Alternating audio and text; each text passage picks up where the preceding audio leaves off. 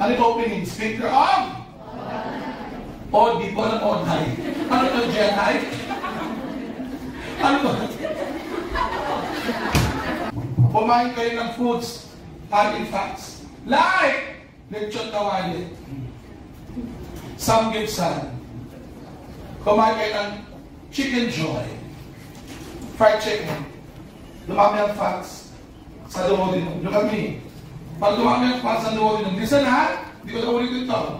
Pag dumami ang fats sa duodenum, will the gallbladder contract? Yes. To expel the bile. Saan lalabas ang bile? Tapos saan? Common? Papunta, wait lang, papunta ampullate bladder sa sphincter body going to the duodenum. Saan ang ampullate bladder? Ayan. Pakibasa? Ano yung opening? Sphincter of? Odi po ng Oday. Ano ito, Jedi? Ano ba? Sphincter of Odi, pakibasa. Sphincter of Odi. Oh, papuntahan.